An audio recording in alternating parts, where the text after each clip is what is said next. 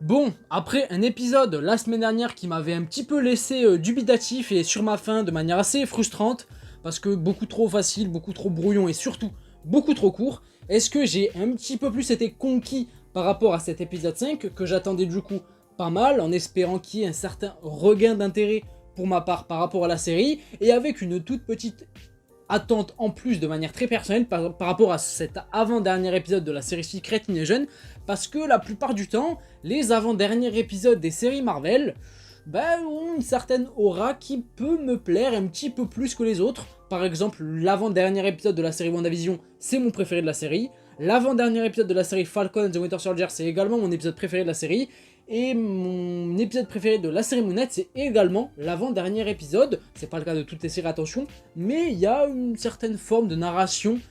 plutôt intéressante la plupart du temps dans les avant-derniers épisodes des séries Marvel. Je vais y arriver, je sais pas pourquoi mon élocution se barre complètement en cacahuète, mais en tout cas, par rapport à cet épisode 5, est-ce que du coup j'ai été conquis? Oui, mais il manque un truc.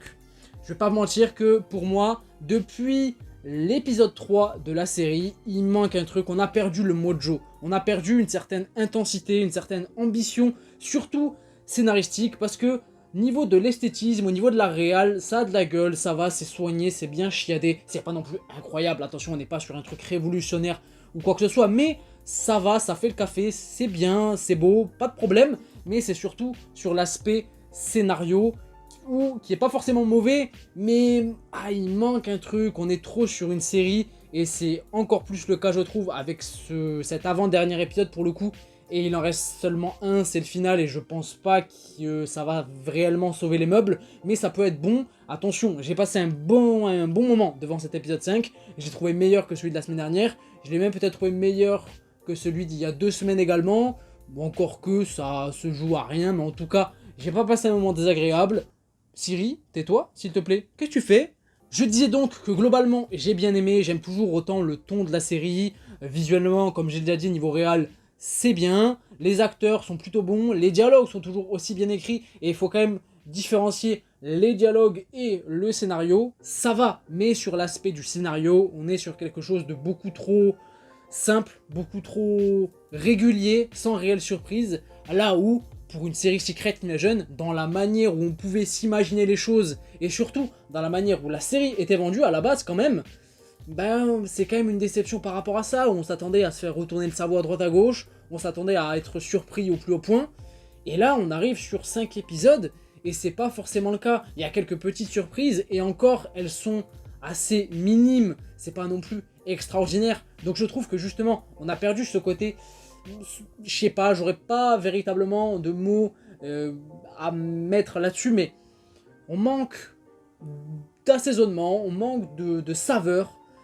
qui aurait pu rendre le tout vraiment impactant, en tout cas beaucoup plus que du moins ce qu'on a eu sur les 3 derniers épisodes. Pour le coup, ça commençait très bien. Les 2 premiers épisodes, surtout le deuxième, pour moi, qui était vraiment très très bon, un des meilleurs épisodes d'une série Marvel tout confondu, je le dis, je le répète, ça bougera pas. Mais à partir de l'épisode 3, épisode 4, épisode 5, où on est sur des épisodes beaucoup plus courts que les 2 premiers, ça aussi c'est un problème. Pourquoi faire des épisodes plus courts au niveau du montage, au niveau de l'ambition de construire une série comme celle-ci? Sur ces épisodes, déjà que c'est pas énorme, ouais, faites des épisodes assez conséquents quand même, avec une belle durée qui nous rassasie et qui permettent à la série de vraiment construire quelque chose de conséquent dans la longueur et dans la durée, malgré qu'il n'y ait que 6 épisodes, et pour le coup c'est pas vraiment le cas, donc je trouve qu'on manque cet aspect là, et je trouve qu'à travers cet épisode 5, que j'ai bien aimé encore une fois, voilà, j'ai quand même ressenti ça, quoi, je vais pas vous mentir, même si, voilà, il y a des bonnes choses dans cet épisode qui se sont passées, notamment un élément qui est pour moi une bonne chose depuis le début de la série, peut-être même la meilleure, c'est Nick Fury. Le développement de Nick Fury, pour moi, il est bon depuis le début, et encore une fois dans cet épisode, Samuel L. Jackson est bon. Je trouve que Nick Fury, il dégage vraiment quelque chose, une certaine aura particulière due au charisme de Samuel L. Jackson, mais aussi par rapport à son écriture et par rapport à l'évolution qu'il a dans cette série, sur l'aspect où il est impliqué directement dans la situation, et c'est pour ça d'ailleurs qu'il est de retour. C'est un petit peu ce qu'il dit justement à la fin de l'épisode lors de sa discussion face à Sonia. Sonia d'ailleurs incarnée par Olivia Colman, qui est je pense la MVP non seulement de cet épisode, mais peut-être aussi de toute la série depuis le début, puisque toutes ses apparitions dans la série bah c'est une masterclass. Elle dégage un truc, je l'avais déjà dit dans les épisodes 1, les épisodes 2, et c'est tout je crois, parce que depuis l'épisode 3 en vrai on l'a pas trop revu, mais je trouve qu'elle dégage une énergie qui rend le personnage attachant, cool à suivre, ça marche, du feu de Dieu avec elle. Et le reste, sur l'aspect des événements, donc j'ai dit que Nick Fury était vraiment, je trouve, un aspect intéressant de la série, encore une fois dans cet épisode, où on apprend d'ailleurs que finalement il est beaucoup plus impliqué de manière vraiment très personnelle sur ce qui se passe dans la série, par rapport à Gravik, par rapport à cette fameuse faction de rebelles Skrull, par rapport à la notion de Super Skrull également, hein. Il sait que finalement c'est lui qui est un petit peu la cause quelque part de tout ça, non seulement parce qu'il n'a pas réussi en 30 ans à trouver un foyer aux Skrull, comme il leur avait dit dans les années 90, en leur faisant cette promesse justement, mais également sur l'aspect où on apprend que Gravik faisait partie d'une équipe assez discrète menée par Nick Fury en amont, on va dire, qui était censée justement relever les prélèvements ADN laissés par certains de nos super-héros justement sur place. Et par rapport à ça, c'est justement par ce biais-là que Gravik a eu l'idée de la notion des Super Skrulls, en liant à la fois la capacité de métamorphose des Skrulls avec ces prélèvements ADN pour faire devenir aux Skrulls, à certains Skrulls, des fameux Super Skrulls, enfin bref, t'as capté, des menaces à prendre réellement au sérieux d'un point de vue physique et capacité. Et c'est un truc pas forcément à prendre à la légère, on l'a bien vu dans la série pour l'instant. Un des problèmes par exemple qu'a la série, je viens de m'en rendre compte, mais où est-ce qu'on ressent l'impact du fameux million de Skrulls présents sur Terre? Bah voilà, on arrive à l'épisode 5 et c'est pas forcément bien traité et on n'a pas véritablement l'empreinte de ce que ça aurait pu être, et je trouve ça dommage. Encore une fois, voilà, c'est des problèmes comme ça où tu te dis que la série n'a pas forcément pris les meilleures directions pour faire quelque chose d'encore plus conséquent. Est-ce que les attentes étaient un petit peu trop élevées? Peut-être que oui. Est-ce que la série a un nom assez adéquat par rapport à ce qu'elle raconte? Secret Invasion, est-ce que la série n'aurait pas mieux fait de s'appeler Nick Fury quelque chose? Je pense que oui, mais est-ce que ça aurait été un petit peu plus vendeur? Pas du tout, on va pas se mentir. Enfin bref, voilà, mais en tout cas, sur l'aspect de Nick Fury qui est impliqué de manière beaucoup plus personnelle, notamment par rapport au fait que justement il a été marié pendant des années à une Skrull, Vera, je crois justement, Priscilla son nom d'humaine, mais Vera son nom de Skrull, qu'on revoit d'ailleurs dans cet épisode. Également une partie qui était pas non plus désagréable, mais qui est pas non plus folichonne. C'est ça en fait le problème, c'est que dans cet épisode et sur cette série, depuis quelques épisodes, en fait, il se passe des choses qui sont pas grandiloquentes, qui sont pas incroyables, qui sont pas non plus nulles, mais qui sont pas incroyables. Et c'est le cas, encore une fois, avec les scènes entre Gaïa et Vera, pour le coup, où justement Gaïa, par le biais de Nick Fury, d'ailleurs, première confrontation entre elle et lui, et une scène d'ailleurs que j'ai bien aimée, liée à Nick Fury également, où Nick Fury essaie de faire comprendre à Gaïa finalement que c'est elle qui doit reprendre le flambeau par rapport à la direction de la race Skrull, et c'est supposément elle qui va devenir la future générale après qu'elle ait tué supposément Gravik, mais il va falloir le tuer, hein. C'est pas forcément une mince affaire je pense, en tout cas sur l'épisode final, on verra comment ça va être fait, mais c'était une bonne discussion par rapport à l'impact de la mort de Talos, qui est réellement mort. Il n'y avait pas de quoi théoriser sur sa potentielle survie, ça aurait cassé complètement les choses, mais en tout cas il est réellement mort pour le coup. C'était une scène assez sympathique, mais sur l'aspect de voir Vera et Gaïa ensemble, voilà, c'était sympathique, mais sans plus. Une belle scène d'action menée chez elle, face aux troupes de Gravik qui étaient censées tuer du coup Vera, par rapport au fait où elle n'a pas rempli sa mission de tuer Nick Fury. Voilà, sans plus. Petite référence et lien avec le film Black Widow, avec l'apparition de ce fameux personnage Mason, je crois qu'il s'appelait, son prénom je me rappelle plus, mais son nom c'était Mason, qui était le fameux gars qui était capable de refourguer tout et n'importe quoi à Black Widow niveau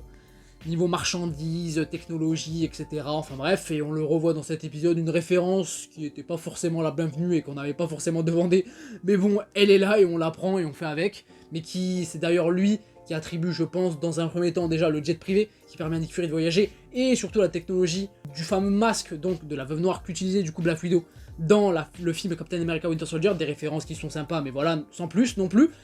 Enfin bref, et ce que j'ai aussi apprécié par rapport à cet épisode, c'est Gravik, encore une fois, qui est pour moi une bonne chose depuis le début de la série,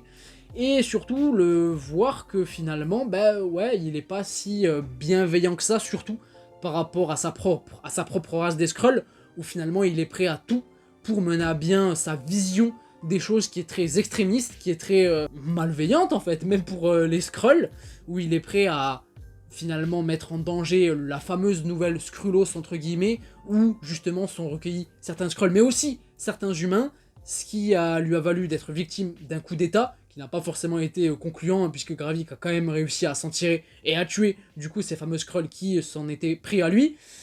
Voilà, il est fameux, il est dans cette idée de développer la fameuse récolte, et c'est pour ça qu'il lance un ultimatum entre guillemets à Nick Fury pour lui récupérer quelque chose, le fameux sang que Nick Fury récupère à la fin de l'épisode. Voilà, pas vous mentir que quand j'étais devant l'épisode, je me suis dit ouais, c'est cool, je sais pas réellement ce que je vais dire dans la vidéo, parce que il m'inspire pas cet épisode, sans forcément avoir passé un mauvais moment. Mais en tout cas, voilà, je pense que j'ai dit tout ce que j'avais à dire, avec surtout les 2 dernières minutes que j'ai vraiment trouvé bonnes et qui sont pour moi la meilleure partie justement de cet épisode où on a Nick Fury qui parle à Sonya. C'était cool, c'était une belle scène. Et sur l'aspect où, bah oui, finalement, il est beaucoup plus impliqué qu'on pourrait le penser à la base par rapport à cette mission et par rapport à cette situation. Et surtout, ben voilà, non, il ne veut pas s'en remettre au super-héros parce que ben, c'est un truc très personnel qu'il veut régler seul. Et il va désormais passer à l'action. Il était temps, entre guillemets, par rapport à ce dernier épisode pour le coup. Comment va-t-il faire? J'en sais rien. Mais c'était très cool d'avoir ce ressenti super héroïque et beaucoup plus intimiste, j'ai trouvé pour le coup par rapport à Nick Fury dans cette scène. Et surtout, le fait où on le voit mettre entre autres son costume propre de super-héros, on peut le dire. La fameuse veste longue et noire qui est, on va dire, emblématique pour Nick Fury. Et surtout, son cache-œil en mode... Ça y est, on passe à l'action, fini de jouer, et en plus en passant un coup de téléphone assez mystérieux, à qui parle le Shield au téléphone, à qui est-ce qu'il y a au bout du fil, est-ce que c'est les fameux agents du Shield que tout le monde, enfin du moins que tout le monde, que certaines personnes attendent depuis le début de cette série Secret Invasion, qui pourrait justement canoniser la fameuse série de cette saison. Peut-être que oui, peut-être que non, on aura la révélation la semaine prochaine, je pense pas personnellement, mais voilà, c'est un mystère et une surprise qui sera quand même de taille malgré tout, j'espère. Même si c'est pas forcément les agents du Shield pour moi, j'espère une surprise malgré tout. Mais reste à savoir qui a été au bout du fil et qui sera du coup aux côtés de Nick Fury à la fin de cette série dans le dernier épisode pour remédier à la situation. On verra, mais en tout cas, voilà, un épisode 5 que j'ai trouvé bon, encore une fois, et surtout par rapport à cette fin de série, un aspect où justement on ressent cet aspect iconique par rapport à Nick Fury, où il enfile justement sa veste, son cache-œil, et la musique qui monte, le relevé de col, et ça y est, on va plus rigoler. Une iconisation qui moi me parle, qui me fait plaisir, et qui m'a fait terminer l'épisode de manière intéressante. Voilà, sans plus ni moins. N'hésitez pas de votre côté à me dire ce que vous avez pensé de cet épisode 5, cet avant-dernier, est-ce que ça vous a convaincu, moins convaincu, est-ce que vous êtes vraiment optimiste pour le final de la série, en espérant qu'il soit bon, on va pas se mentir, hein, je pense qu'on le veut tous, et en espérant qu'il soit avec une durée beaucoup plus satisfaisante que ces 3 derniers épisodes, surtout les 2 derniers, qui font une 30aine de minutes. On espère un truc au minimum d'une 50aine, franchement ce serait cool, qu'on termine sur un épisode conséquent, qui prend le temps de vraiment bien terminer les choses, qu'on soit pas sur un rush final brouillon, et qui gâcherait la fête, on va dire entre guillemets. En tout cas, n'hésitez pas à me dire tout ce que vous pensez vous de tout ça, ça peut être cool d'en débattre, ça peut être cool d'en débattre tout simplement dans les commentaires. Mon outro est beaucoup trop longue. J'espère que cette vidéo vous a plu et qu'elle n'a pas été trop brouillonne, malgré le fait que j'ai été peu inspiré par cet épisode malgré tout. On est 1000 sur la chaîne désormais, merci beaucoup, c'est pas énorme comme chiffre, mais avec un petit peu de recul, se dire que t'as 1000 abonnés quand même sur ta chaîne, c'est quand même pas rien, donc merci énormément. On fêtera ça, je sais pas comment encore, mais à travers un live sûrement, et peut-être une vidéo un petit peu plus personnelle sans doute, pour vous remercier amplement. Peut-être, on verra, en tout cas, je verrai ça dans les prochaines semaines, ne vous inquiétez pas, mais on en reparlera. Merci à tous, encore une fois. N'hésitez pas à mettre un petit pouce bleu si la vidéo vous a plu, à vous abonner également, si c'est pas déjà fait, mais vous êtes obligé de rien. Le simple fait d'être là, à regarder la vidéo, et d'être resté jusqu'ici, malgré cette outro beaucoup trop longue et calamiteuse, merci beaucoup. Moi, je vous fais une grosse bise, je vous dis à la prochaine, prenez soin de vous et de vos proches. Ciao, ciao.